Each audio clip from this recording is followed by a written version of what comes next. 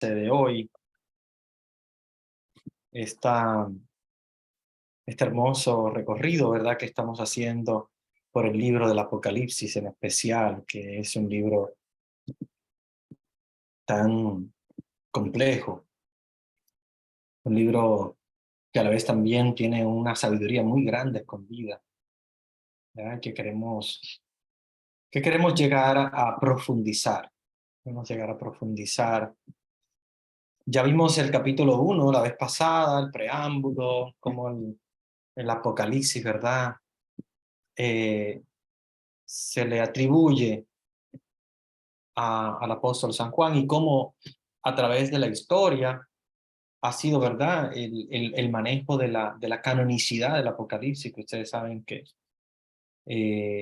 tuvo también sus dificultades al inicio para ser aceptado como canónico.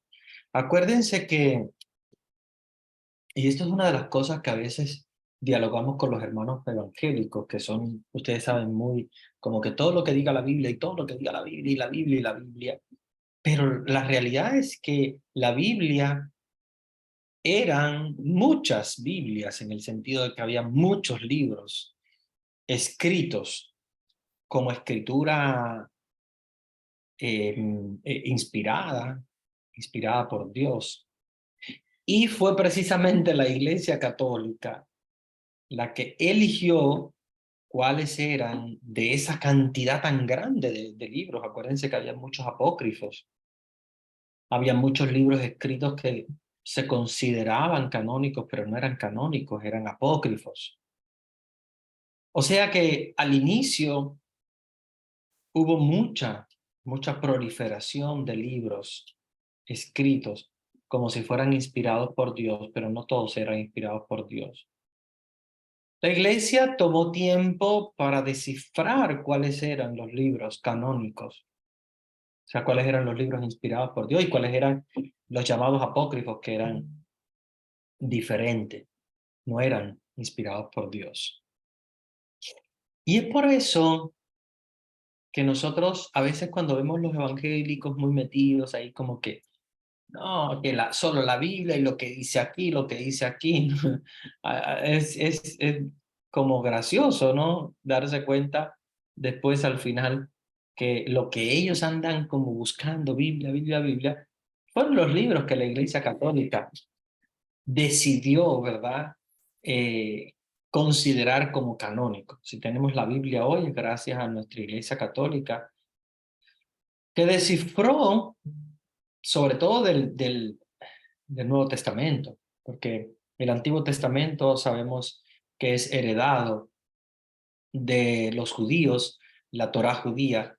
Sin embargo, y bueno, los deuterocanónicos, digamos que es un capítulo aparte, ¿no? De la Sagrada Escritura, que ellos obviamente no adoptaron porque fueron decididos, por eso se llaman deuterocanónicos, porque fueron decididos después que se estableció el canon definitivo. Entonces tenemos el canon definitivo y los deuterocanónicos que fueron después de esa decisión. Pero cuando se hizo esa decisión, había muchos libros del Nuevo Testamento que eran considerados inspirados, como por ejemplo tenemos el Evangelio según Esteban, tenemos un Evangelio según Barrabás incluso, eh, que fueron escritos y por la confusión, muchos confundieron de que fuese realmente inspirado, porque habían algunos que eran un poco satíricos, que uno se daba cuenta que era como para distraer la mentalidad del cristiano y hacer que se vaya de la religión, ¿no? Porque eran hechos con la intención de que el cristiano diga como que esta religión no me conviene, esta religión está como loca. Pero hay algunos que no, hay algunos que parecen como si fueran realmente inspirados porque están escritos con una cierta literatura. Sin embargo, no son libros inspirados. La iglesia se dio cuenta de que en su misma estructura interna no tenían el, la influencia del Espíritu Santo que tienen los libros inspirados. No es fácil, no es fácil porque ustedes podrán decir, bueno, pero ¿cómo la iglesia logró descifrar quiénes sí, quiénes no, quiénes eran inspirados por Dios, quiénes no? Ninguno de ellos tendría una marca para decir, este está inspirado por el Espíritu Santo. Por eso fue difícil, muy difícil. Y poder descifrar que los tres evangelios sinópticos más el evangelio de San Juan, o sea, los cuatro evangelios, son inspirados, tomó la iglesia su tiempo, su reflexión. No es fácil. Es igual ahora en la actualidad. Pensemos que ahora también es difícil poder decir qué cosa es realmente inspirado por Dios y qué cosa no es inspirado por Dios, es simplemente una obra humana. No es fácil. No es fácil. La misma iglesia sigue constantemente buscando. ¿Qué es lo que realmente es inspirado por Dios y qué es lo que es nada más inspirado por la mente humana? Entonces, si ustedes se dan cuenta, eh, es un proceso complejo, es un proceso muy complejo, donde la iglesia tiene que estudiar, tiene que descifrar, tiene que leer, tiene que pedir a Dios a través de de la oración más que nada.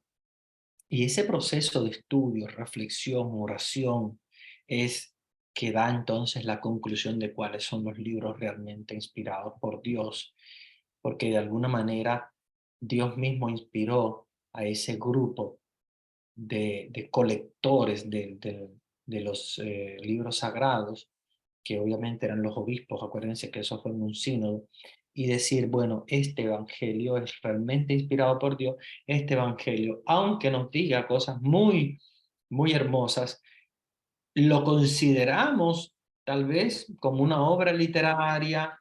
De hecho, hay muchas veces, por ejemplo, en la misma Asunción de la Virgen se mencionan algunos datos de los apócrifos. Entonces, no los descartamos completo. A veces hay algunos escritores bíblicos, o sea, personas que han estudiado la Biblia en profundidad, que siguen incluso citando algunas frases de los sinópticos, perdón, de los apócrifos. Fíjense que los apócrifos no podemos llamarle como los evangelios del demonio. Bueno, hay algunos que pareciera que sí, porque hay algunos que incluso en algunos hablan incluso de una presunta eh, relación de Jesús con la Magdalena. Obviamente ahí nos damos cuenta rápidamente que no es un libro inspirado por Dios, que es un apócrifo hecho precisamente con mala intención. Pero no todos son así, es lo que yo les quiero decir. No todos los apócrifos son así. Hay apócrifos que son tal vez como demasiado ficticios, que tal vez fue una persona que se creía inspirado por Dios, pero no estaba inspirado por Dios y se puso a escribir como cualquiera de nosotros que salga y diga, ah, no, pues yo soy inspirado por Dios y voy a empezar a escribir y escribir cosas muy lindas de Dios, pero no es que sea realmente inspirado por Dios, sino simplemente una persona que busca un cierto protagonismo. Y así pasó también con otros apócrifos, como por ejemplo algunos que nos narran la infancia de Jesús, que no tenemos datos certeros de eso, y nos comenta de qué es lo que Jesús hacía en su infancia.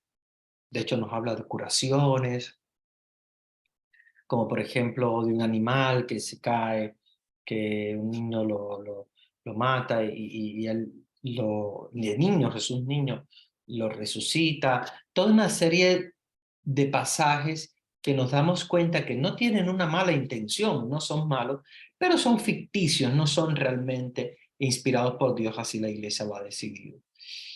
Y bueno, vuelvo a lo que les decía anteriormente para que se den cuenta que cuando hablamos de la recopilación de los libros inspirados por Dios, tenemos que siempre referirnos a la Iglesia Católica. ¿Por qué? Porque la Iglesia Católica es la primera que recopila cuáles son realmente los libros que pertenecen a la Biblia, porque ya les digo, había hasta el momento una cantidad de libros considerados inspirados grandísimos. Y algunos se mencionaban, otros se mencionaban menos. Unos, como los de la Biblia actual, pues se usaban más y se citaban mucho más. Sin embargo, otros un poco menos, pero también formaban parte, como digamos, de los libros inspirados, porque eran todos inspirados. Hasta que la iglesia crea lo que se llama el canon. Por eso se llama canónico, o sea, el canon de la Biblia. El canon quiere decir ya la recopilación. Este es el canon, esta es la recopilación de los libros de la Biblia. Los otros que vinieron después, que fueron pocos libros, que no son muchos, como ustedes saben, llamados deuterocanónicos, es deuterocanónico porque es después de los canónicos, después que ya los canónicos estaban establecidos. ¿Ok? Muy bien. Entonces, ya que les di ese preámbulo, sobre todo porque yo sé que a ustedes les gusta mucho todo lo que es la apologética para poder entender la mentalidad de los evangélicos, porque son unas mentalidades a veces un poco difíciles de comprender, que a veces uno dice, ¿cómo va a ser que estas personas que entienden que la Biblia la recopiló la Iglesia Católica, sin embargo están en contra de lo que piensa la Iglesia Católica? Sería algo así como si uno, eh, no sé, por ejemplo, pongamos que un gran científico inventa algo y viene alguien y le rebate al científico basándose en lo que inventó, diciéndole, no, tú no eres, y empieza a hablar mal del científico cuando él fue el que inventó la cuestión. Eso pasa y muchas veces por búsqueda más bien de protagonismo, pero bueno, le entendemos. Comprendemos que obviamente es una actitud a veces infantil de su parte, pero nosotros los católicos en este sentido tenemos que no vanagloriarnos, porque no es para una cuestión de vanagloriarse, sino más bien tenemos que regocijarnos en lo que la Iglesia a través de su historia ha logrado obtener, y por eso le llamamos, ¿verdad?, el canon bíblico obtenido por nuestra Iglesia, ¿verdad? Para poder conocer cuáles son los realmente libros inspirados por Dios. Vamos ahora a continuar entonces nuestro estudio en profundidad de la,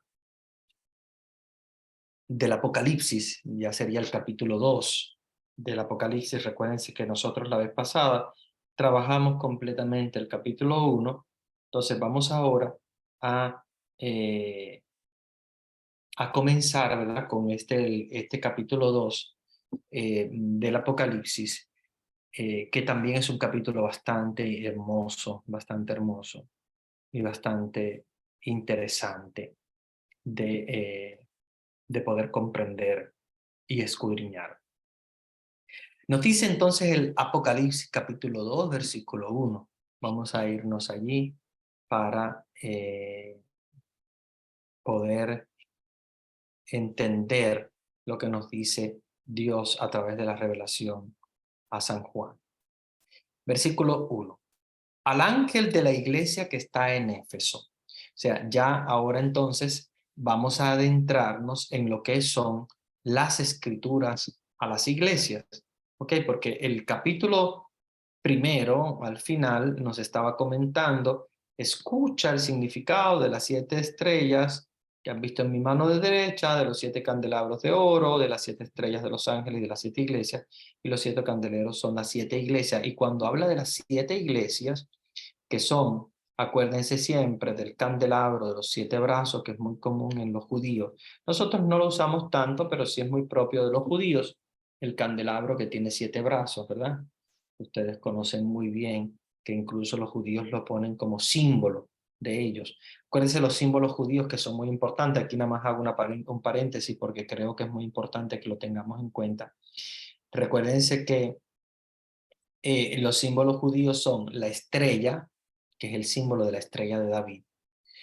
que también está en la bandera de Israel, el candelabro de los 7 brazos, ¿verdad? Que también es el otro grandísimo signo judío, que es el símbolo del 7, ¿verdad? Que es el número de la perfección, y ese candelabro de los 7 brazos, que también se habla mucho en el Antiguo Testamento como el símbolo ese de la luz de Dios. Acuérdense que ellos no creen en Cristo, pero la luz de Dios en el mundo. Y el 7, que es la perfección de la luz. Por eso es que se habla mucho de 7, de ese candelabro, de los 7 brazos, que es muy propio, como les decía, del mundo judío. Luego, junto con los panes ácimos de la cena de la Pascua, ¿verdad? Y bueno, básicamente esos son como signos, ¿verdad? Más importantes. Hay otros que son menos, como la vara de Aarón, etcétera, pero ya son menos populares. Hacemos lo más popular, obviamente, cuando vemos un candelabro de los 7 brazos, decimos judío. Pero no es solamente judío, también nosotros los cristianos lo usamos, solo que menos. Pero es una tradición que viene también de esa historia del pueblo de Israel. Entonces, estamos en Apocalipsis capítulo 2 y empezamos a leer el primer versículo donde nos habla entonces de este mensaje a la iglesia de Éfeso. Acuérdense que Éfeso es una ciudad de Grecia. ¿Okay? Estamos ante una proliferación grandísima de la iglesia en Grecia. Acuérdense que la iglesia se funda en Israel, Tierra Santa, Jesús con sus discípulos, etcétera, etcétera. Y de ahí la iglesia va a expandirse a Roma, punto importantísimo porque estaba el centro del imperio romano, y por otra parte también a Grecia, porque sus ciudades aceptaron al Dios Jesús, que como ustedes saben muy bien, fue de alguna manera como contrastado con la religión griega, que era una religión sumamente famosa y fuerte. Acuérdense los dioses griegos, de los dioses del Olimpo, que si ustedes han estudiado literatura, seguramente habrán escuchado hablar mucho de Zeus, que es el dios del Olimpo, junto con los diferentes dioses, ¿verdad? Siempre con minúscula, como sabemos, el dios de la fertilidad, el dios de la lluvia, etcétera, etcétera. Entonces, ante ese mundo politeísta, no fue fácil, pero a la vez fue, ¿cómo diríamos? Una evangelización interesante, muy fuerte. Algo que no pasó en Israel, como ustedes saben. Recuérdense que Jesús es un israelita, Jesús nace en Israel, Jesús muere en Israel, Jesús da la vida por Israel, Jesús hace sus milagros en Israel. Sin embargo, Israel es de alguna manera el país menos creyente en Jesús, prácticamente de toda esa zona. Imagínense Israel, que vio a Jesús, que vivió incluso los milagros, que se dio cuenta de que era Dios. Sin embargo, por su, como diría en el Antiguo Testamento, hermoso el Salmo, por su dura cerviz, o sea, la dura cabeza dura, su dura cerviz, dice el Salmo, no aceptaron la voz del Señor. Y eso hace que Israel sea una de las ciudades o uno de los países menos cristiano, menos cristiano. Es creyente en Dios, pero no es cristiano. A diferencia de Grecia, donde muchas ciudades de Grecia se convirtieron y crearon iglesias fortísimas, sumamente famosas, sumamente grandes. Ustedes piensen en Tesalónica, recuérdense San Pablo a los tesalonicenses. Ahora nos encontramos un mensaje del ángel a la iglesia de Éfeso, cuando tenemos también una carta de San Pablo escrita a los efesios, a los habitantes de Éfeso. O sea que Éfeso era una ciudad fuerte cristiana. No podría ser una ciudad muy débil en el cristianismo, ¿verdad? Para que San Pablo le escribiera una carta especialmente solamente a ellos, o sea, para los efesios. Entonces, estamos ante una ciudad de Grecia donde hay un cristianismo muy, muy profundo y donde nos encontramos un mensaje de parte de Dios, como dice al ángel de la iglesia de Éfeso, o sea, Dios lo transmite al ángel que es el protector de cada una de esas iglesias. Acuérdense que esas 7 iglesias se mencionan para, digamos, de alguna manera, nombrar, nombrar a todas las iglesias del mundo, porque acuérdense que el Apocalipsis no habla a 7 iglesias contadas. Acuérdense que el 7 es un símbolo, que es el símbolo de la perfección. Ya la vez pasada yo le comenté, siempre les comento, que recuérdense que 7 es la combinación de 4 y 3, igual que 12. Es un símbolo y dentro de ese símbolo no podemos entender el 7 como un número fijo, como un número que nos diga son 7 iglesias, no, la totalidad de todas las iglesias del mundo. Solo que nombra 7, ¿verdad? Para elegir, como el número de la perfección es el 7, elegir 7 del total de cientos de iglesias expandidas por todo el mundo, ¿verdad? Entonces, al ángel de la iglesia que está en Éfeso, dice el versículo 1. Esto dice el que tiene las 7 estrellas en su mano y camina en medio de los 7 candeleros de oro. Vean que es importante porque el número 7 se va repitiendo. 7 estrellas, 7 candeleros que tienen a su vez 7 brazos. O sea, recuerden que todo esto es muy simbólico. Y recuérdense lo que les comentaba siempre de la unión entre Dios, que es 3, Padre, Hijo y Espíritu Santo, y el hombre, que es el mundo, ¿verdad? Los 4 puntos cardinales. ¿Ok? Versículo 2. Conozco tus obras, tus dificultades y tu perseverancia. Sé que no puedes tolerar a los malos y que pusiste a prueba a los que se llaman a sí mismos apóstoles y los hallaste mentirosos. Este versículo 2 me gustaría detenerme porque estamos en una época de la historia de la iglesia donde ha habido mayor cantidad de farsantes. Y ustedes dirán, padre, pero ¿cómo va a ser? Si al principio todo era hermoso, la iglesia unida y tal.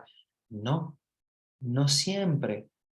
O sea, si la iglesia era una sola, si la iglesia estaba muy unida como iglesia, pero sin embargo, fue un periodo muy, muy difícil, que a pesar de que la iglesia era perseguida, dentro de la propia iglesia habían farsantes.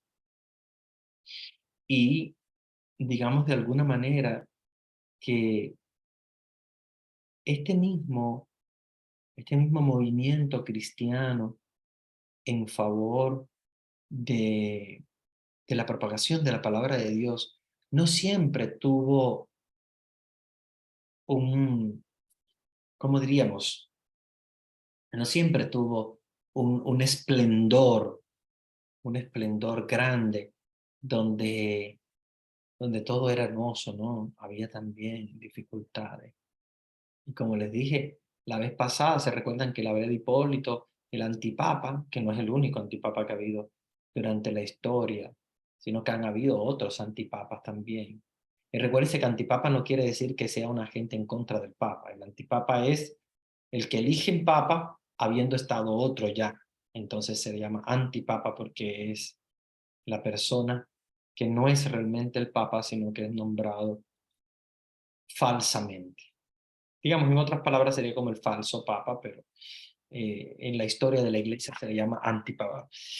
Fíjense bien, estamos ante una historia difícil de la iglesia donde hay farsantes, donde hay también mentirosos.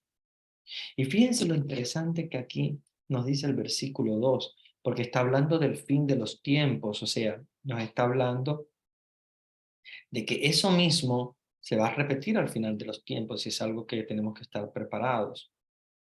Dice, yo conozco tus obras de la iglesia de Éfeso, que son los verdaderos. Sé que no puedes tolerar a los malos y que pusiste a prueba a los que llaman a sí mismos apóstoles y los hallaste mentirosos. Porque había muchos que se llamaban apóstoles, que no eran verdaderos apóstoles. Y de hecho eso mismo habla mucho el mismo San Pablo, que se dan cuenta a los apóstoles que dentro del movimiento cristiano había gente que quería llamarse apóstoles y que querían de alguna manera aprovecharse, ¿verdad? Para obtener fama. Y aquí es donde viene entonces el mensaje, diciendo los hallaste mentirosos. Sí había una persecución grande contra la iglesia en esa época, pero también dentro de la iglesia había una persecución interna de parte de farsantes. No es raro, no es raro. Era muy común en aquella época. De hecho, dentro de la iglesia también vamos a encontrar, por ejemplo, una de las primerísimas herejías, incluso durante la persecución contra la iglesia de parte de los emperadores romanos, nos vamos a encontrar Arrio, que era un sacerdote de la iglesia, ordenado, que va a fundar un movimiento llamado el arrianismo, que es un movimiento que golpeó mucho a la iglesia y tenía seguidores incluso dentro de la iglesia, otros sacerdotes también. Por eso es que muchas veces, para poder lograr la unidad de la iglesia, nosotros deberíamos darnos cuenta que también en la actualidad pueden salir farsantes y pueden salir movimientos en contra de la iglesia porque de hecho al inicio también existieron. Muy bien, hay que rezar mucho, mucho por la iglesia y por la labor del Papa en, en ese movimiento de unidad, de reconciliación entre todos, porque no es fácil realmente. Versículo 3. Tampoco te falta la constancia y has sufrido por mi nombre sin desanimarte. Recuérdense que estamos hablando de tiempos de sufrimiento muy grandes, ¿no? Estamos hablando de persecución, estamos hablando de martirio. Y dice, has sufrido por mi nombre en la persecución, ¿verdad? En contra de los cristianos, sin desanimarte, o sea, sin perder el ánimo, sin echar hacia atrás. Pero tengo algo en contra tuya, y aquí es donde viene, vean. Está en persecución, está en dificultad la iglesia, pero por otra parte tenemos que entender que nos está también de alguna manera como llamando la atención. Y no solamente a la iglesia de Éfeso, sino a toda la iglesia universal. Pero tengo algo en contra tuya y que has perdido tu amor del principio. Vean qué hermoso este capítulo 4. Perdón, este versículo 4. Capítulo 2, versículo 4 del Apocalipsis dice, has perdido tu amor del principio. Esta palabra del amor del principio, muy, muy interesante. Igual que cuando ustedes ven, por ejemplo, una pareja que al principio tienen un grandísimo amor, una atracción uno por otro, y no pueden estar separados. Ese amor tan grande, ese amor tan fuerte del principio, es el que tenía también la iglesia con Jesús, pero con el paso del tiempo llega a enfriarse, llega a cambiar. Y, y por eso es que la escritura ¿verdad? La revelación de Dios para el ángel de la iglesia de Éfeso dice, tengo algo en contra tuya y es que has perdido tu amor del principio. O sea, en otras palabras, tengo algo que decirte. Sí, has perseverado, has sufrido por mi nombre, pero tengo una acusación, dice, y es que has perdido el amor del principio, ese amor tan grande de Dios para con su pueblo, ese amor tan grande hacia Dios, se había perdido. Esa es la realidad. Versículo 5. Date cuenta, pues, de dónde has caído. Recupérate y vuelve a lo que antes sabías hacer. De lo contrario, iré donde ti y cambiaré tu candelero de su lugar. Eso haré si no te arrepientes. Vean, vean lo que nos está diciendo. Está diciendo que la iglesia de alguna manera ha perdido el amor del principio, se ha desviado, ha perdido su fe. Y, y él nos está diciendo precisamente que quiere cambiar el candelero de su lugar. Eso haré si no te arrepientes. Aquí es donde viene el proceso de conversión. Iniciamos bien, tenemos un gran amor hacia Dios, fortísimo. Con el paso del tiempo se nos va enfriando la fe, nos vamos alejando de Dios. Y aquí es donde viene Dios y nos dice, si no te conviertes, si no te arrepientes, cambiaré tu candelero de lugar. Acuérdense que el candelero es la imagen, ¿verdad? De la luz, de las 7 luces, ¿verdad? El candelero de los 7 brazos. Es el sentido de la luz, es el sentido de la resurrección. Y cambiarlo de lugar implica quitarle la posibilidad a esa iglesia de Éfeso de, de poder vivir en la presencia del Señor. ¿Ok? Entonces, miren qué interesante cómo, por una parte, los alaba, que es muy bonito, que han perseverado después de toda la persecución, pero por otra parte también les dice las verdades. Voy a cambiar el candelero de su lugar si no te arrepientes. Versículo 6. Pero ya es algo positivo que rechaces la conducta de los nicolaitas, que yo también aborrezco, los nicolaitas. Bien, bien cómo Dios está revelando a través de este mensaje al ángel de la iglesia de Éfeso, este movimiento de los nicolaitas. Ya les dije que al inicio la iglesia tenía mucha persecución, habían problemas muy graves en contra de la propia iglesia, pero dentro, eso es afuera. El emperador perseguía, los romanos perseguían, pero no había una persecución solamente externa, o sea, desde afuera, sino que había una dentro de la iglesia. Y es esas doctrinas que Dios aborrece y que de alguna manera ya desde el Apocalipsis nos está hablando de esta gran herejía. El término nicolaíta, obviamente como ustedes lo escuchan, viene de Nicolás, ¿verdad?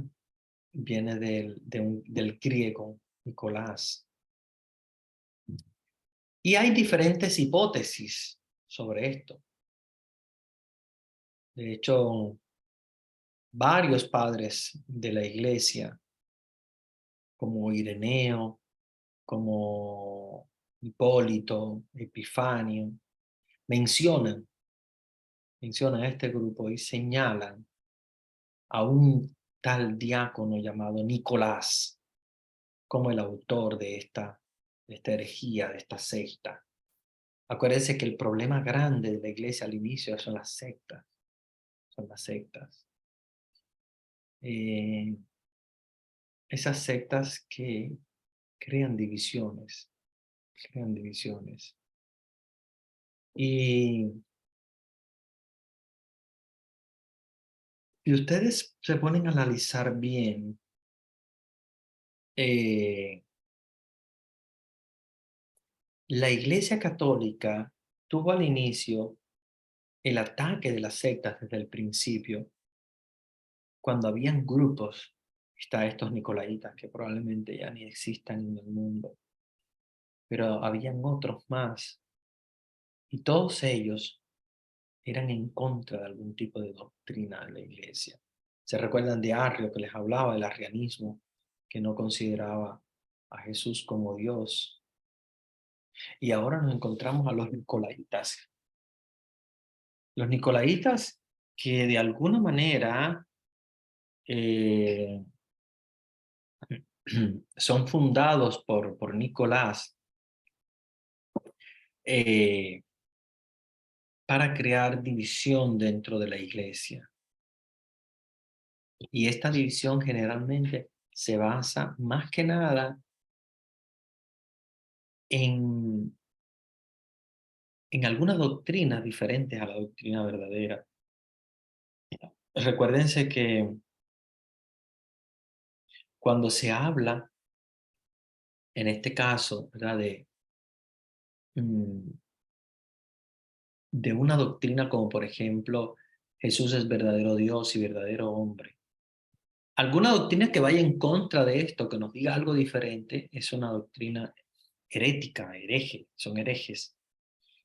Y a esto se dedicó precisamente este Nicolás, que realmente no lo conocemos, no lo conocemos en específico quién era este Nicolás, pero sí conocemos que la doctrina presentaba herejías, herejías completamente diferentes a la doctrina de la iglesia.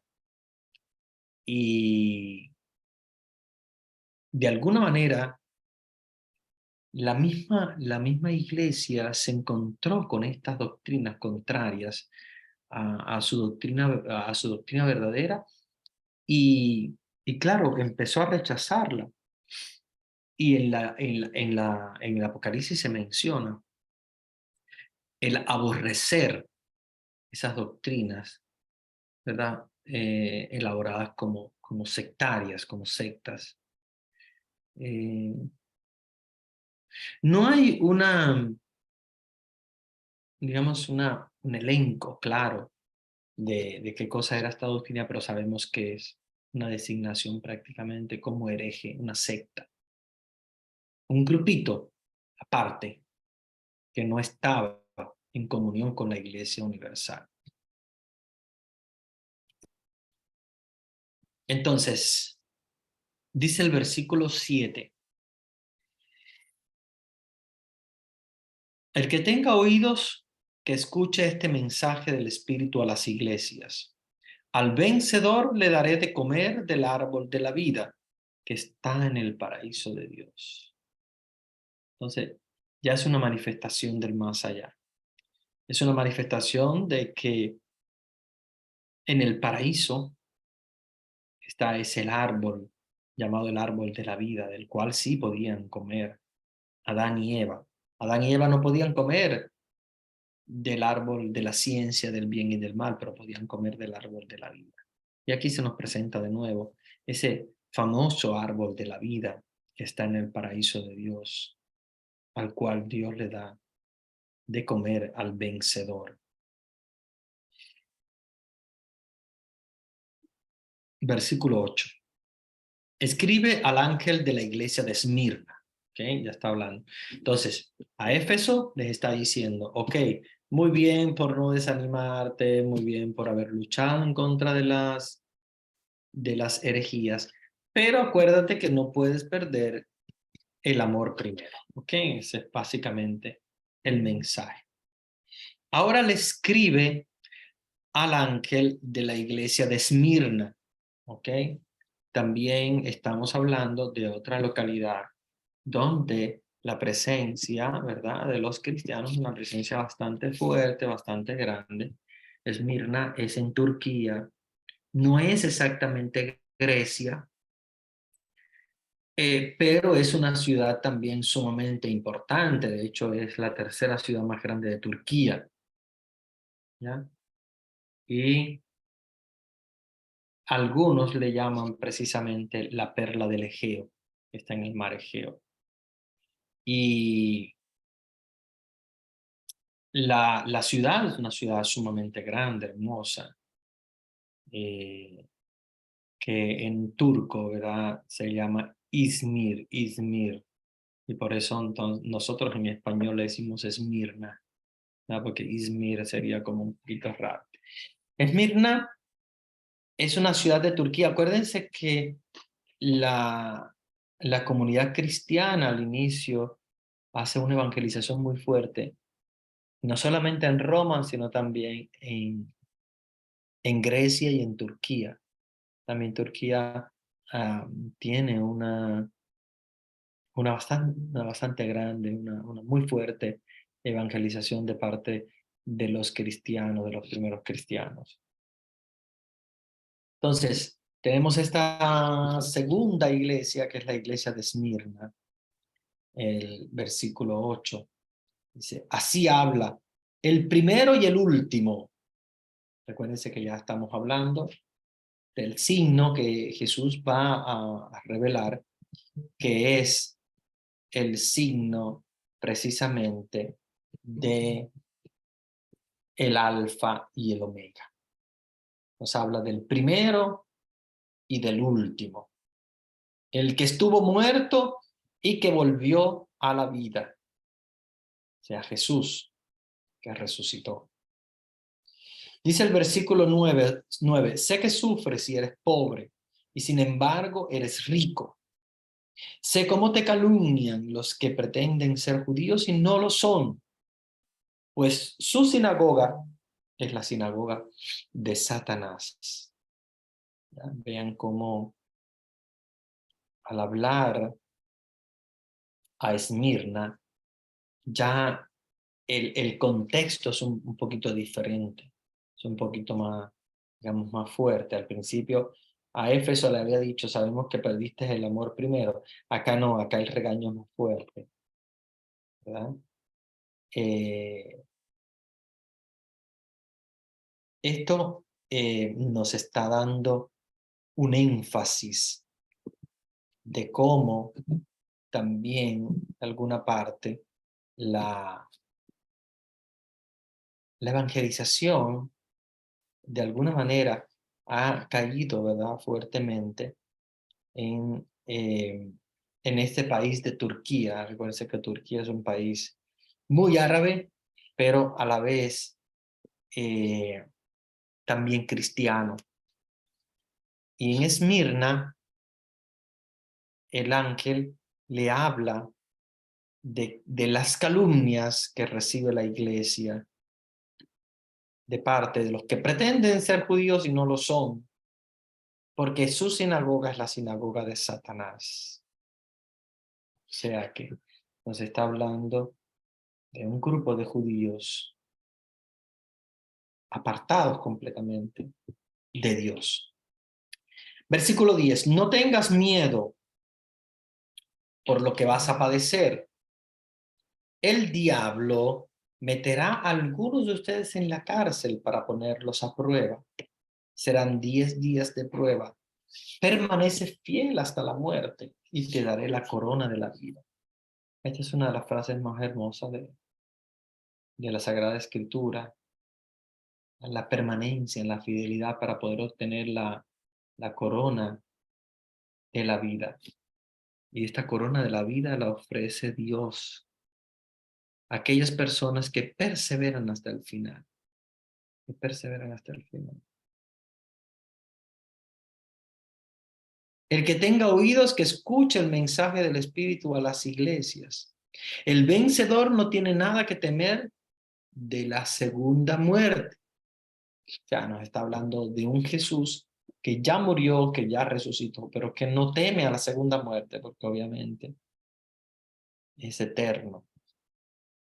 Ay, por eso es que habla de esa famosa segunda muerte, el vencedor, ¿verdad? Que Jesús no tiene nada que temer de la segunda muerte. O sea, no tiene que tener miedo porque obviamente ya está completamente resucitado. Versículo 12, escribe esto al ángel de la iglesia de Pérgamo. Estamos hablando ya de la tercera iglesia, estamos hablando de Pérgamo. Otra iglesia también muy importante en la antigüedad. Acuérdense que San Juan nos menciona las 7 iglesias más importantes. Que esto no quiere decir que sean solamente 7, ¿verdad? Las iglesias que existían en aquella época, ¿no? Solamente está eligiendo 7 de las más importantes. Es una ciudad griega, una ciudad de Asia Menor. Es una ciudad muy antigua. Es una ciudad que prácticamente queda en los confines de Grecia con Turquía. Dice a la iglesia de Éfeso, así habla el que tiene la espada aguda de doble filo. Acuérdense que esto es un símil que usa mucho la Sagrada Escritura para hablar de la espada de doble filo, o sea, de la palabra de Dios, que es cortante, que va en profundidad, que cambia cosas. La espada de doble filo es esa palabra de Dios que entra en profundidad y que va abriendo camino. Tiene doble filo. Versículo 13. Sé dónde vives y ahí está el trono de Satanás. Pero te aferras firmemente a mi nombre y no has renegado de tu fe, ni siquiera cuando mataron a Antipas, mi fiel testigo. Ahí donde vives, en esa tierra de Satanás. Se nos está hablando que precisamente en Pérgamo, la iglesia de Pérgamo, es una iglesia donde también hay una persecución muy fuerte contra los cristianos.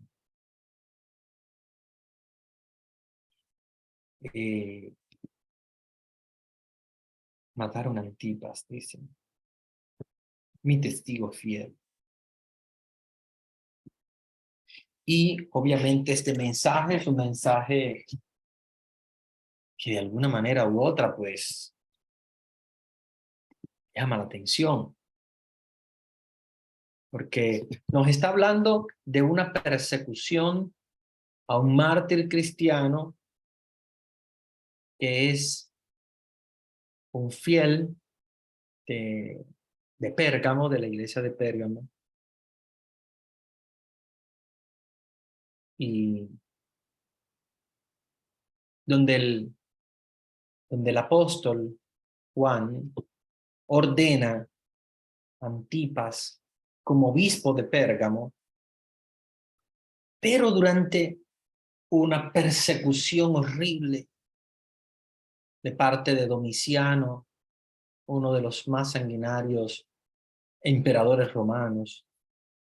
Y según la tradición, este famoso Antipas que aparece aquí en el Apocalipsis, acuérdense que el Apocalipsis, como todos los libros de la Biblia, nos traen también aspectos históricos, aunque no lo debemos ver solamente en el aspecto histórico, sino en el aspecto más bien espiritual.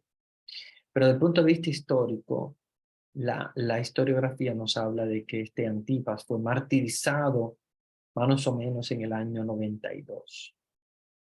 Y fue quemado dentro de un toro de bronce. De hecho, existe la tradición de que las reliquias de San Antipas exudan el aceite como maná de los santos. Se celebra su memoria el día 11 de abril. Antipas de Pérgamo, precisamente. Entonces, volvemos atrás lo que nos dice el versículo 13. Sé dónde vives y ahí está el trono de Satanás.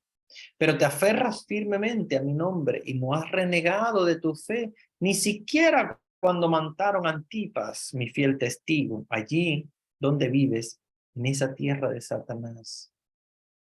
O sea que es una tierra donde hay una persecución, o había una persecución muy fuerte. Y lo que el apóstol San Juan nos está revelando acá es que de alguna manera, a pesar de la persecución contra Antipas, de su martirio, la iglesia de Pérgamo siguió creyendo en Dios. Versículo 14, pero tengo alguna cosa contra ti. ¿Toleras a los que tienen la doctrina de Balaam, el que enseñó a Balac a hacer tropezar a los israelitas con la prostitución y las carnes sacrificadas a los ídolos?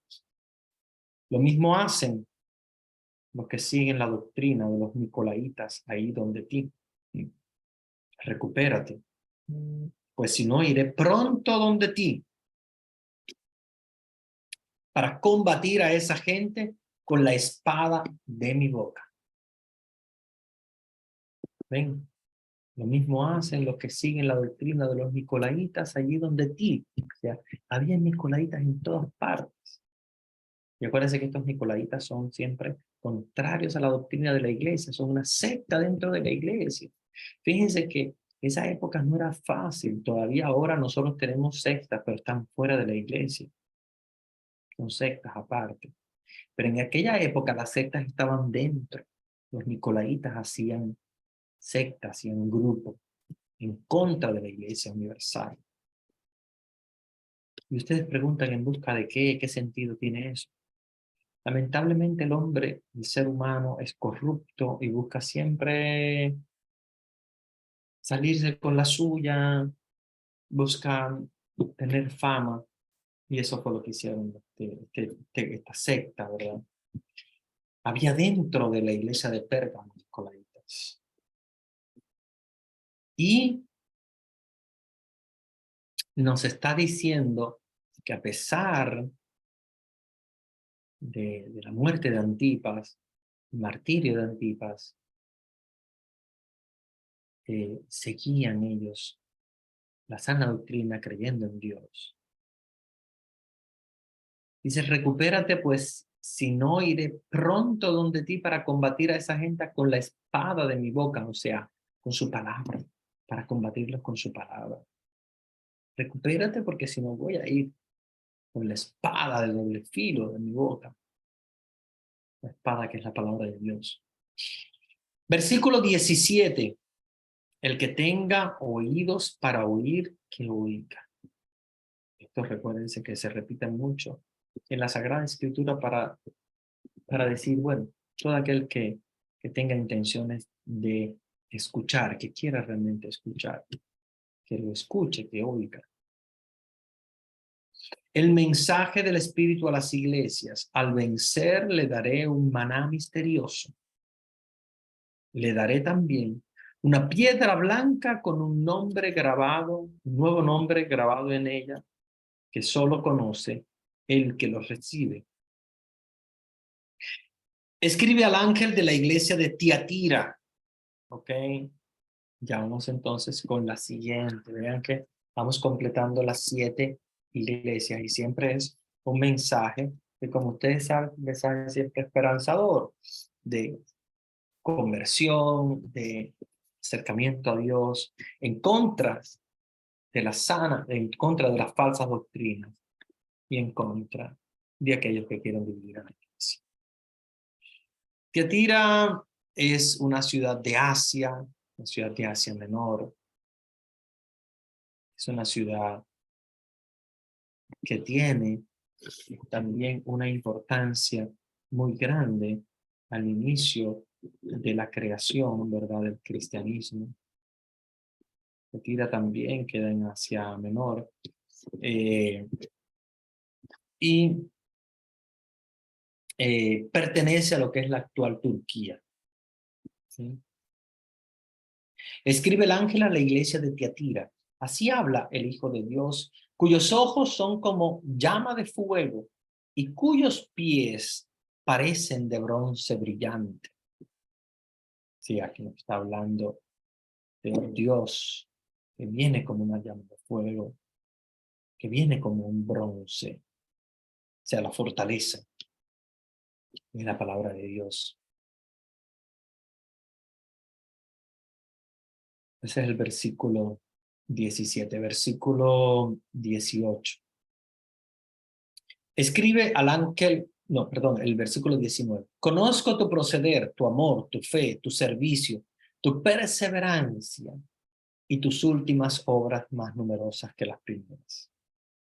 Pero tengo contra ti que dejas actuar a tu Jezabel, esa mujer que se llama a sí misma profetiza, que enseña a mis servidores y los hace descarriar, que se prostituyen y comen carne sacrificada a los ídolos. Vean cómo está siempre, de alguna manera, alabando el proceso de esa iglesia y por otra parte está golpeando fuertemente esa manera de alejarse de Dios que tienen algunas iglesias, ¿verdad?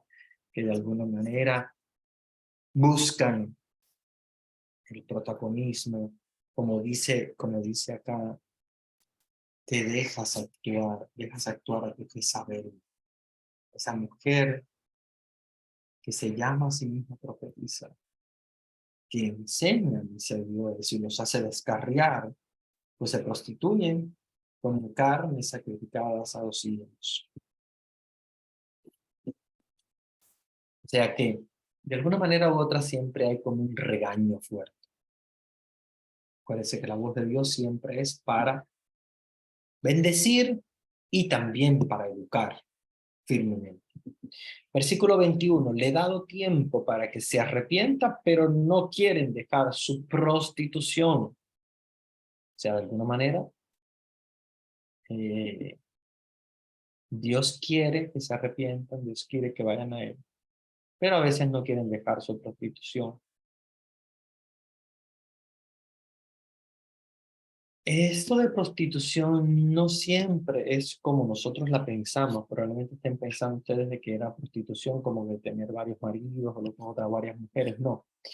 Esto de prostitución se refiere sobre todo a las creencias falsas, a la prostitución con las creencias falsas.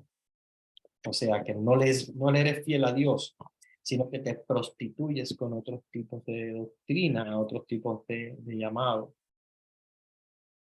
¿Ok? Versículo 22. Por eso ahora la voy a arrojar a un lecho de dolor y también enviaré una prueba terrible a los que cometen adulterio con ella, a no ser que se arrepientan de sus maldades. Versículo 23. A sus hijos les heriré de muerte. Así entenderán todas las iglesias que yo soy el que escudriña el corazón y la mente, dando a cada uno según sus obras. A sus hijos los heriré de muerte. Así entenderán todas las iglesias que yo soy el que escudriña el corazón. Oigan eso, qué hermoso, ¿verdad? Voy a herirlos de muerte, pero no con el sentido negativo, sino con el sentido profundo. Que sepan que Él es el que escudriña el corazón y la mente. Es el Dios del universo.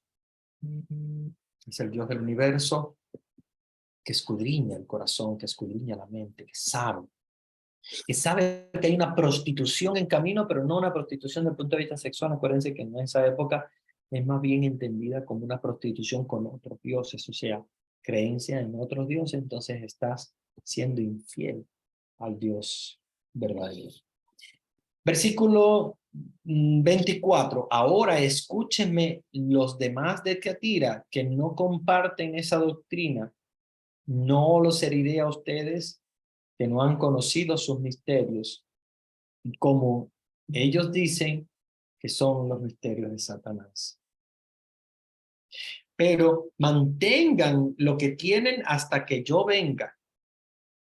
Está hablando ya del anuncio de Jesús, que es el anuncio del Apocalipsis. Versículo 26.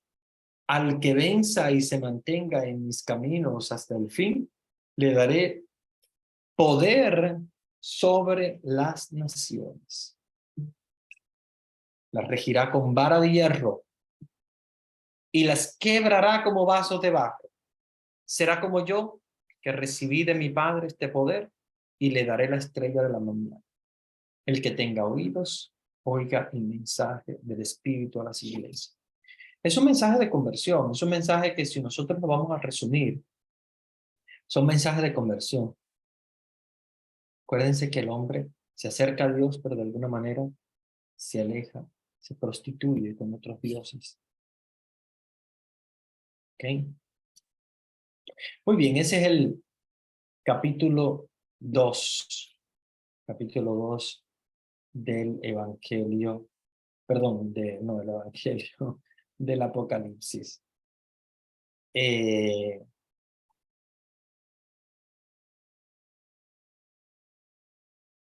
Vamos entonces a compartir, ¿verdad? Algunos comentarios, algunas preguntas que tengan.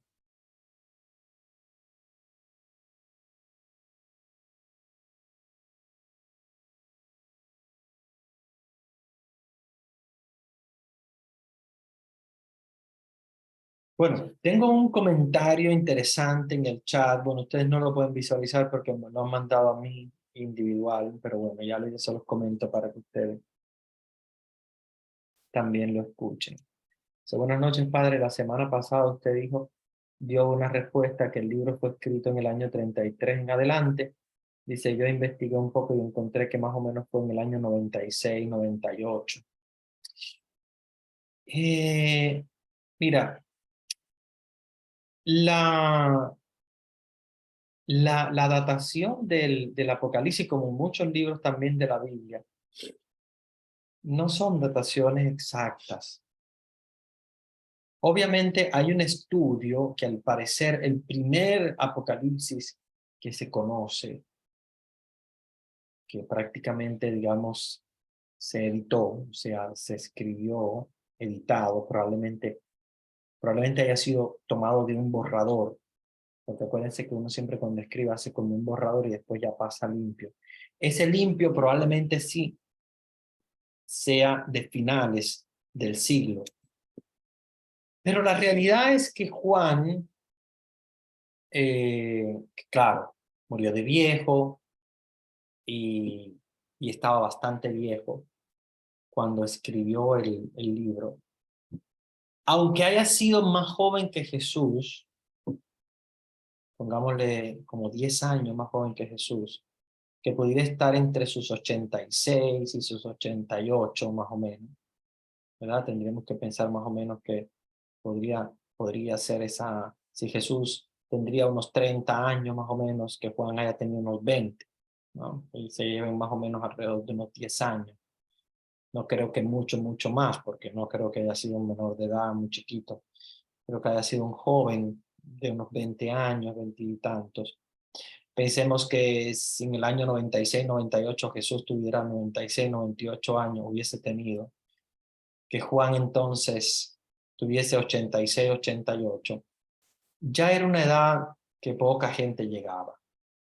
Probablemente haya sido ya la última escritura, con Juan vivo, con Juan ya muerto, no sabemos obviamente, porque lo que se encontró prácticamente son los papiros, que ustedes saben que son los papiros del Mar Muerto, que es lo que se encuentra escrito como digamos, primera edición, pero la realidad es que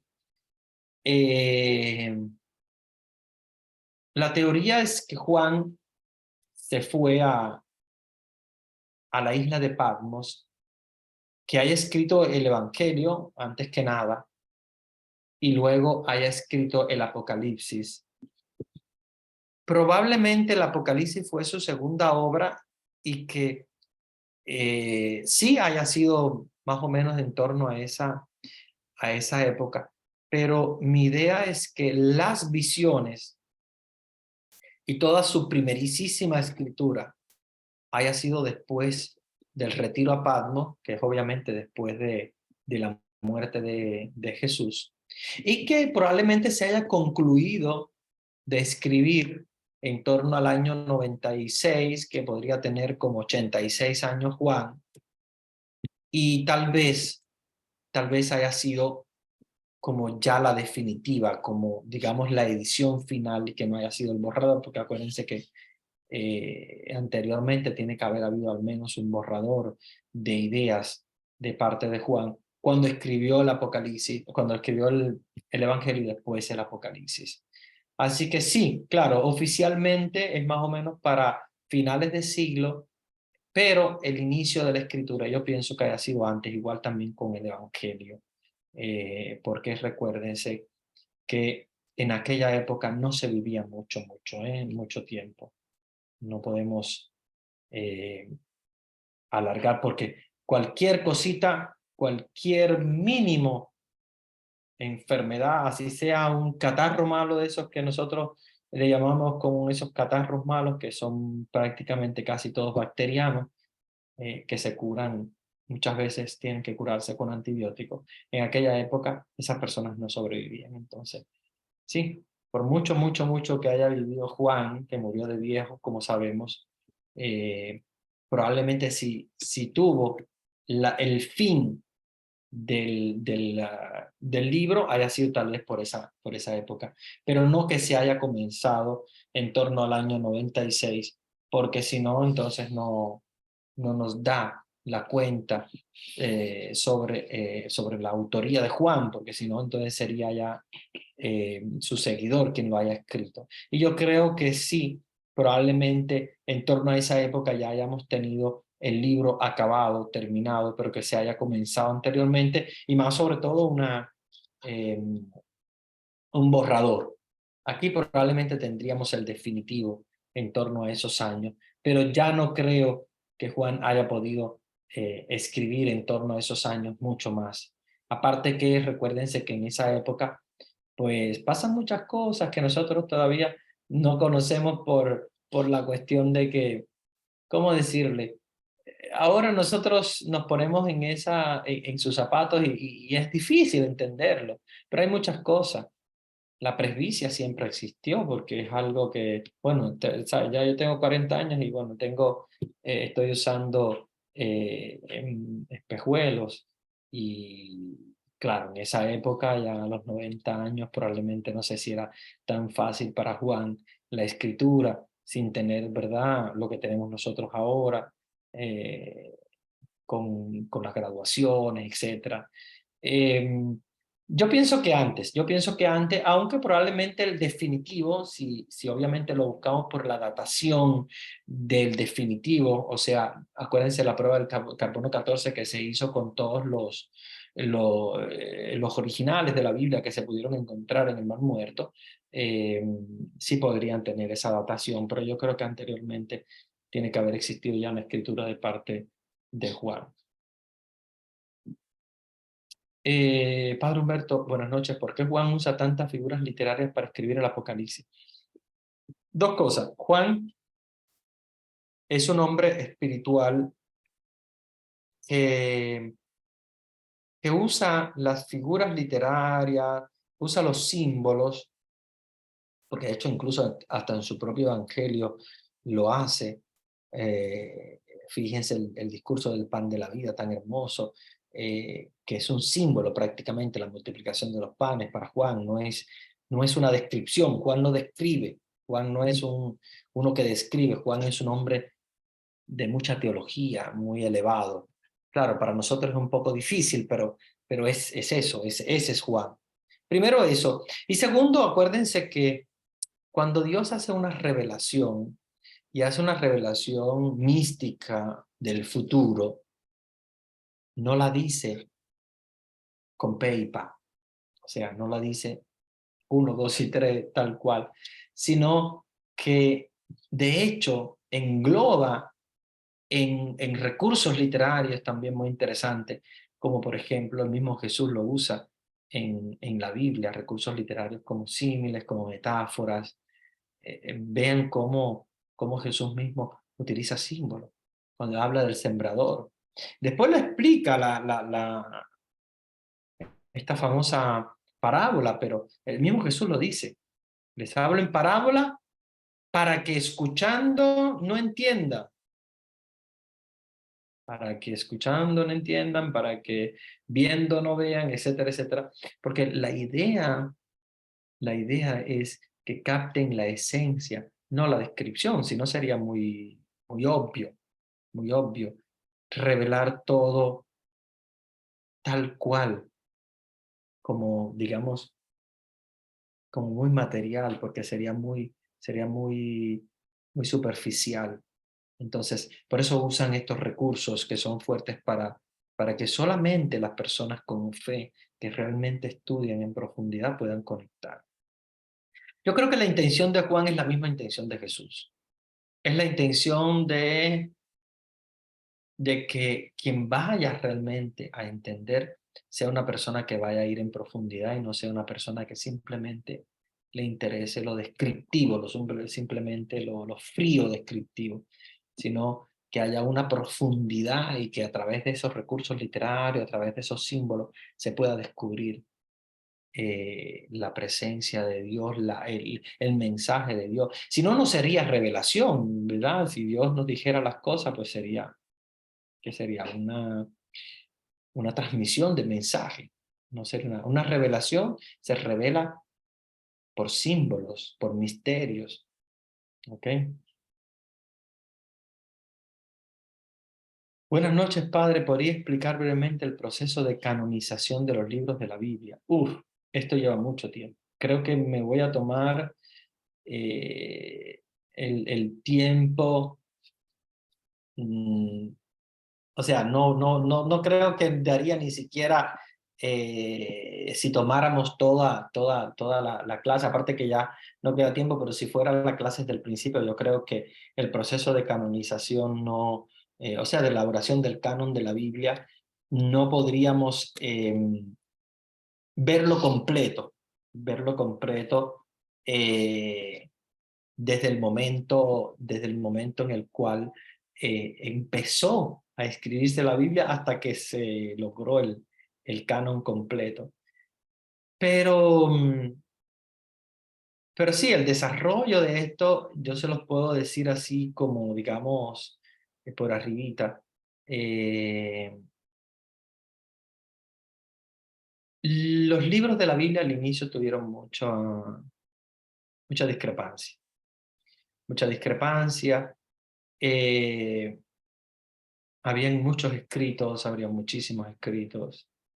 Ah, yo creo que, yo creo que el primer testimonio de una colección de libros cristianos es más o menos de en torno a julio del año 1000, no 1000, estoy muy para acá, del año 144, que fue, bueno, un estudioso bíblico, líder también, religioso, que empezó a recopilar los libros de la Biblia en torno al año 144 en los presbiterios de Roma, los sacerdotes ordenados de Roma. eh, Y que eso a Marción, que fue el que supuestamente empezó, se ganó con eso la excomunión. Y pues empezó a rechazar también por la cuestión de que englobaba eh, libros que obviamente rechazaban completamente lo que era el canon bíblico católico. Entonces hubo una primera reorganización, digamos, en esa época. Después, cada papa también hacía una recopilación.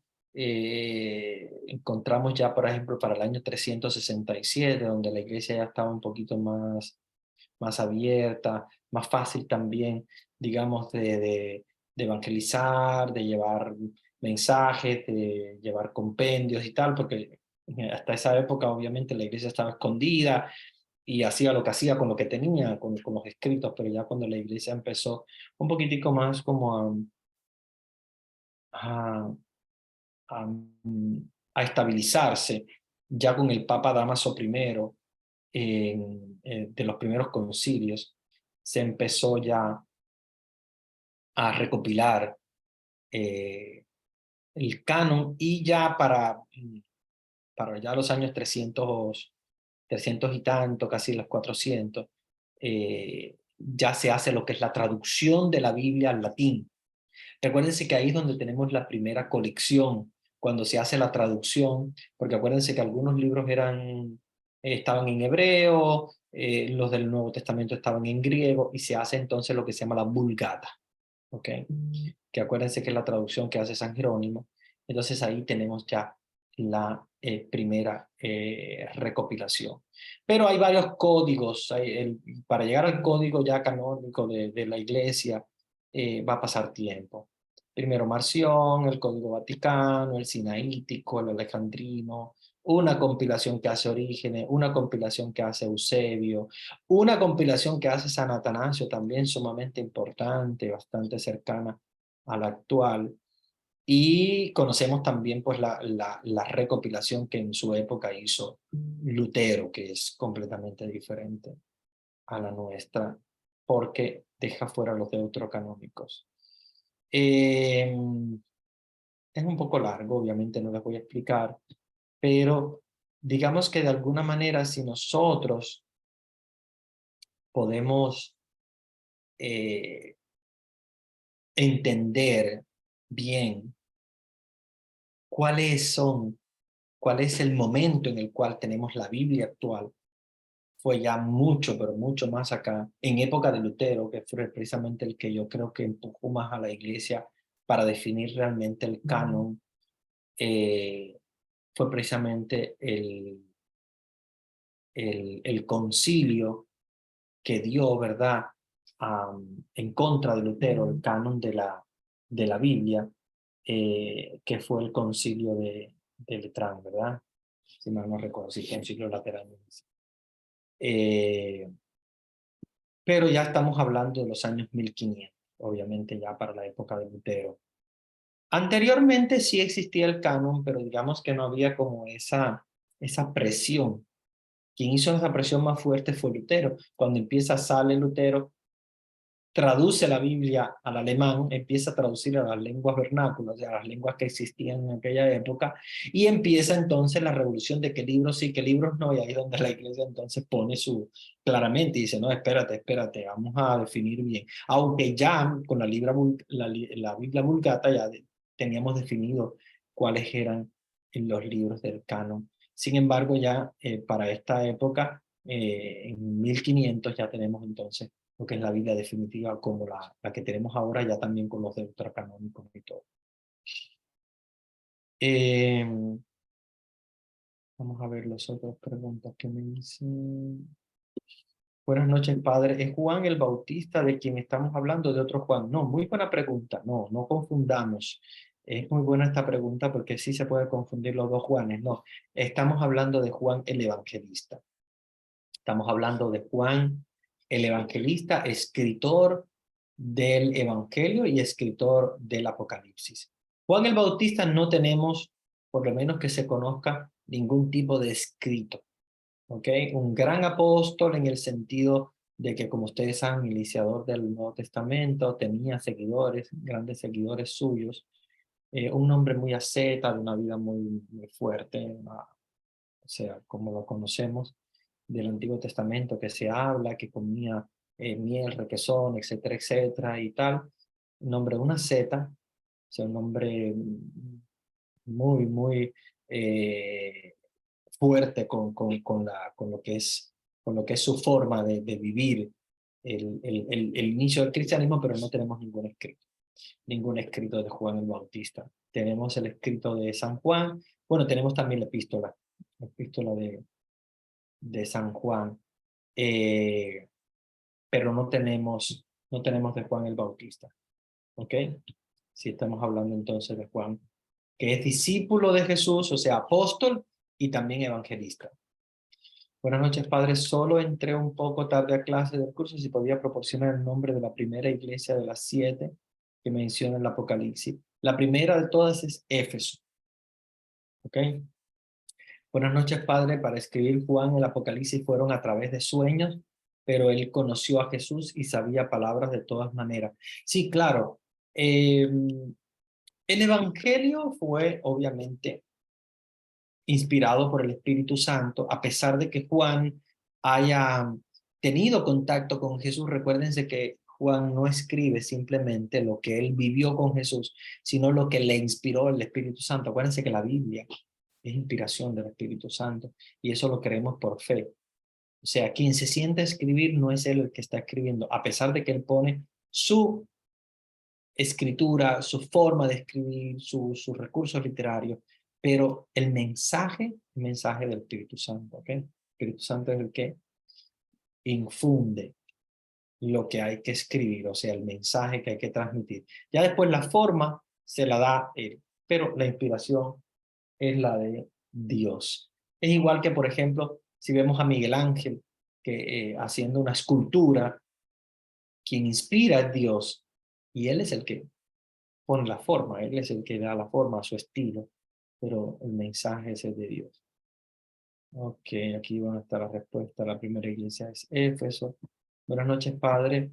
¿Qué Biblia recomienda? Tengo entendido la latinoamericana no es muy buena traducción.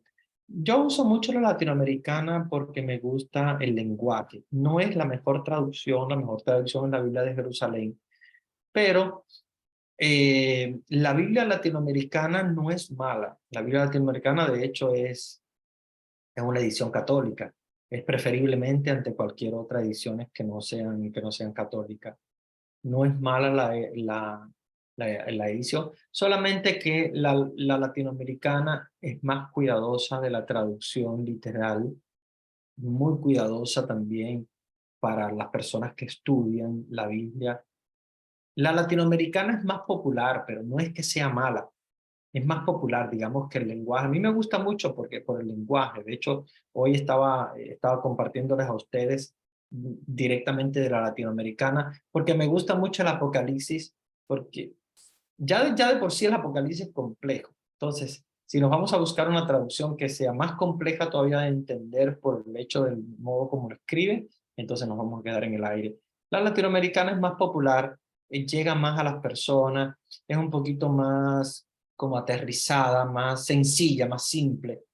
Pero sí, claro, no es mala, no podemos decir que es una Biblia contraria a la doctrina ni nada, solo que tal vez si uno va a buscar una Biblia, digamos, más fiel al origen, pero que a la vez es más difícil de entender, más compleja, pues es la Biblia de Jerusalén. Esa es la que se estudia en los seminarios. Muy bien, vamos entonces a la última pregunta, si no tienen más. Dice, si hablamos de los libros de primera y segunda de Juan, ¿estamos hablando del mismo evangelista y del Apocalipsis? Sí, precisamente. Muy buena pregunta esta. Sí, las cartas también de San Juan forman parte de su elenco de escrituras. ¿Ok? El Apocalipsis, las cartas y el Evangelio. Siempre el mismo Juan. ¿Ok? Siempre el mismo Juan. Evangelista y apóstol. Muy bien. No sé si quieren compartir algún mensaje, porque todavía tenemos un poquito de tiempo, tenemos algunos minutos. Yo creo que voy a dejar estos últimos minutos abrir un poco los micrófonos, porque hemos estado con micrófonos cerrados, nadie que habla, solamente hablando yo, y me gustaría déjame dejar de compartir. Ok, que puse a compartir la pantalla, y lo que quería precisamente era darles la posibilidad de que abrieran sus micrófonos. A ver si no me pierdo acá y puedo abrir sus Ya micrófonos. están abiertos, padrecito. Ah, qué bueno, Vanesita, que yo me perdí. No sé si yo creo que es que el Zoom ha hecho unas actualizaciones, pero ya yo ahora me pierdo con este Zoom. Ya Sí, hace sí, tanto tiempo que, igual aquí. que no he visto las actualizaciones y me pierdo. Ya no sé ni dónde se dan los comandos. Muy bien, entonces yo creo que podemos eso, intercambiar un poquito, abrir los micrófonos para que no sea yo solamente el que habla, sino que ustedes también puedan compartir eh, algunas ideas, algún comentario, escucharles, para no escuchar solamente mi voz, que no se me vayan a aburrir ahí dormidos, estarán. Bueno, tienen posibilidad de activar sus micrófonos, si quieren pueden reactivarlo y hacer algún comentario en vivo.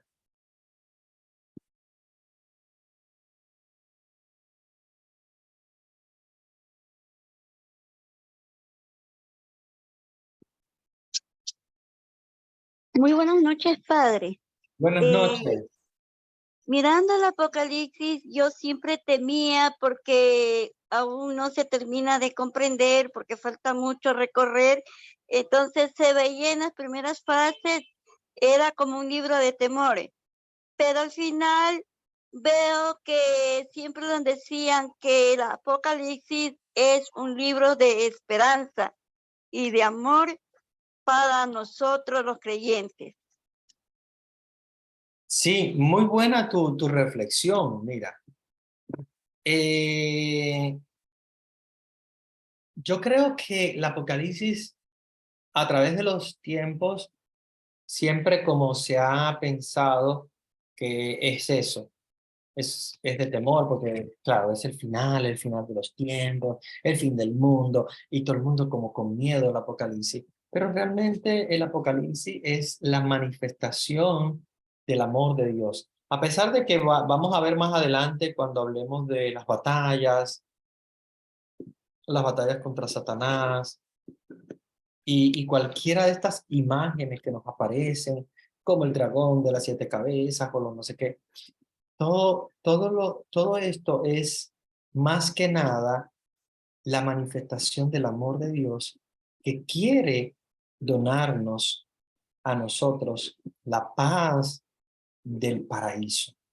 No podemos entenderlo como el fin del mundo, como si fuera una destrucción total, como si Dios quisiera mandarnos algo malo. No, no debemos entenderlo así. El Apocalipsis debemos entenderlo como la manifestación del amor de Dios. Dios se manifiesta amoroso. Por eso es que Dios viene y de esa manera termina con el reinado de Satanás. Si Dios no nos quisiera, no nos amara, pues no le interesaría nada entonces. Y nos dejaría a nosotros que nosotros hiciéramos con el mundo lo que sea. Sin embargo, la manifestación de Dios al final de los tiempos, y este es el sentido del Apocalipsis, es de amor. Es de amor, es de misericordia. Entonces tengamos en cuenta que, que si nosotros estamos estudiando el Apocalipsis, no podemos entenderlo como un tiempo fue, ¿verdad? Entendido. Como miedo, como temores. No, debemos entenderlo más que nada como la manifestación del amor de Dios. Dios se manifiesta, Dios nos ama, Dios manifiesta su amor, su misericordia. Y sea como sea, y obviamente sabemos que el final no es un final tranquilo de hadas, como que no, obvio que el final de un mundo tan inmenso, tan grande, tiene que ser destructivo. Que como mismo empezó a terminar, y obviamente la misma ciencia nos habla del Big Bang, ¿no? Que empezó con una explosión, y obviamente podría terminar de una manera así. Lo único que nosotros no debemos es como entender que ese final es un final como, como si fuera algo catastrófico, aunque pudiera ser así al terminar, podría ser de tipo destructivo, pero no podemos nosotros entenderlo como si fuera esa destrucción del mundo, que digamos que es el final, o sea, el fin, esa destrucción que sea como algo fatal, sino al contrario, es porque viene algo mejor, si no, no pasaría, ¿verdad? Entonces sí, claro, hay que leerlo con el sentido de la misericordia de Dios. A pesar de que ese final es así de esa manera, como mismo el final de cada uno de nosotros. Probablemente ninguno de nosotros ve el final del mundo, el apocalipsis, pero vamos a tener nuestro propio apocalipsis, ¿verdad? Como un gran santo decía, cada uno va a vivir su propio apocalipsis. Y su propio apocalipsis va a ser vivida en la medida en la cual nosotros vayamos, ¿verdad? Pasando a la casa del Padre. Cuando nos llegue el momento final, será nuestro propio apocalipsis, ¿verdad? Y debemos entenderlo como un apocalipsis de misericordia. O sea, un fin en este mundo, pero un fin hermoso, ¿verdad? De misericordia, de encuentro con Dios. Muy bien, tu reflexión. ¿Alguien más?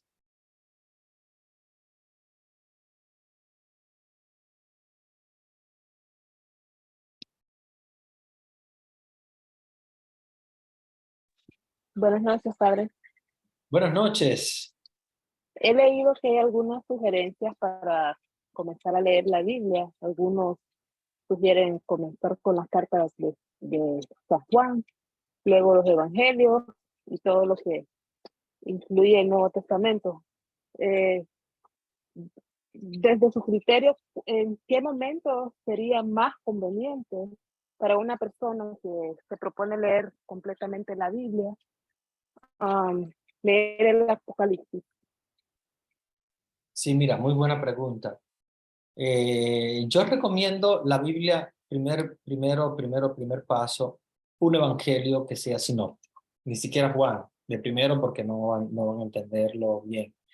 Yo creo que podría ser Lucas. Lucas es un evangelio sinóptico, pero a la vez que recoge, engloba bastante y que a la vez es bien sencillo. Yo creo que Lucas podría ser el primer libro de la Biblia para leerse. ¿Okay? No empezar por el Génesis, porque no van a entender, por lo menos si es una persona tal vez que no tenga una cultura muy grande de cristiana, no van a entender exactamente qué es lo que pasa con, eh, con la con lo que es el mensaje de Dios, porque el Génesis es muy fuerte como libro. Yo creo que se puede empezar con Lucas. Lucas podría ser un inicio muy bueno. Yo no creo que tengan que leer después los otros tres evangelios porque obviamente van a leer lo mismo y van a decir, bueno, pero es que prácticamente lo mismo que leí en Lucas es lo que voy a ver en los otros.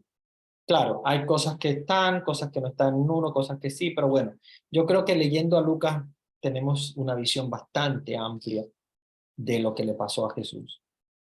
Siguiendo, yo iría a los Hechos de los Apóstoles, porque incluso Lucas es el mismo autor de los Hechos de los Apóstoles, entonces me leo todo el Evangelio de Lucas y los Hechos de los Apóstoles y ya tengo toda la idea histórica de lo que pasó con Jesús y lo que pasó después de Jesús.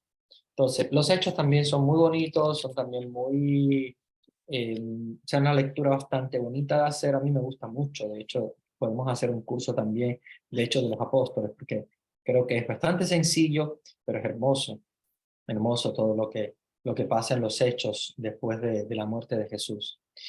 Yo diría que después de eso, no vale la pena leer otro evangelio, porque obviamente ya con el evangelio de Lucas casi que abarcamos y toda la vida de Jesús. Después tal vez si uno lo quiere escuchar, por ejemplo, ustedes saben que la iglesia, si uno va a misa todos los días, pues va leyendo los tres sinópticos a través de los tres ciclos A, C y B, o sea, en 3 años prácticamente tienes casi todos los tres sinópticos leídos completos. Entonces, bien, sigo la lectura de la Biblia que sugiere la liturgia y me concentro entonces en Lucas, los Hechos de los Apóstoles. Después podría entonces leer algunas de las cartas. Hay algunas que son un poquito más difíciles que otras. Claro, San Pablo es súper fuerte para leer. Hay algunas cartitas que son más pequeñas, pero bueno, también alguna carta de San Pablo podría ser una siguiente lectura. No iría al Apocalipsis, obviamente, porque el Apocalipsis ya requiere, yo creo, una lectura total de toda la Biblia para poder leer el Apocalipsis. Más bien, siguiendo ese proceso, entonces podría ya estar ya prácticamente con la conciencia completa del Nuevo Testamento y me voy del Nuevo Testamento y me iría al Viejo, al Antiguo. Y ahí entonces podría elegir primero, en lugar del Génesis, aunque el Génesis sería, cronológicamente sería el primero para leer, pero yo creo que va a ser un poquito el más difícil. Tal vez podría irme a alguno de los históricos.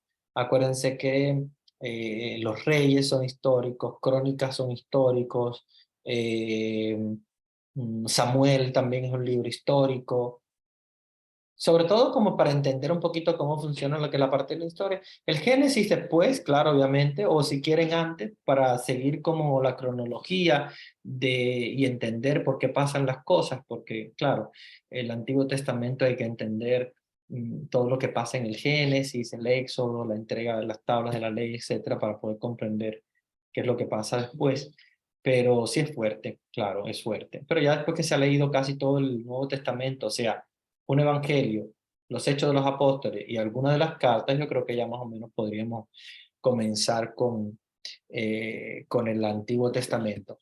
Sabiendo que el Antiguo Testamento, yo no recomiendo leerlo completo porque hay partes que son tan fuertes en cuanto a comprensión, que a veces hay personas que se quedan completamente en blanco para poder comprender el Antiguo Testamento. Entonces, yo diría que el Antiguo Testamento, ir leyendo algunos aspectos, porque hay libros que uno se da cuenta que son casi como quien dice encriptados, o sea, difíciles de poder descifrar. Entonces, sí, se pueden ir, por ejemplo, aspectos, no sé, el mismo Génesis tiene aspectos importantes como la salida de Egipto, la entrada en la tierra prometida, la entrega de las tablas de la ley, la lluvia del maná, las cositas así. Entonces después podemos ver algunos de los profetas. Yo creo que los profetas menores son más fáciles de leer que los mayores. Los mayores son muy difíciles, sobre todo Isaías es un libro sumamente largo y sumamente fuerte, y luego casi lo leemos completo en la liturgia, por lo tanto Isaías no creo que sea de tanta importancia. Si ustedes van a misa diariamente, todos los días, van a leerse casi todo lo más importante de la Biblia. Claro, van a haber cosas que no se leen en la liturgia, obvio, pero que no son tan esenciales. O sea, que lo esencial lo van a encontrar en la liturgia. Y yo diría que el Apocalipsis al final, yo diría que el Apocalipsis es el último, como para poder entender todo lo que pasa allí, hay que comprender el Antiguo y el Nuevo Testamento en su totalidad. ¿Ok? Muy buena pregunta. Bueno, Muchas gracias, padre. gracias a ustedes. Bueno, ya estamos a 5 minutos de las 10, tenemos que terminar. Vamos a dar la bendición y dejar las otras preguntas para el próximo lunes, ¿verdad? Que vamos a seguir con nuestro libro del Apocalipsis. El Señor esté con ustedes. Con tu espíritu. Y la bendición de Dios Todopoderoso, Padre, Hijo y Espíritu Santo descienda sobre ustedes y permanezca para siempre.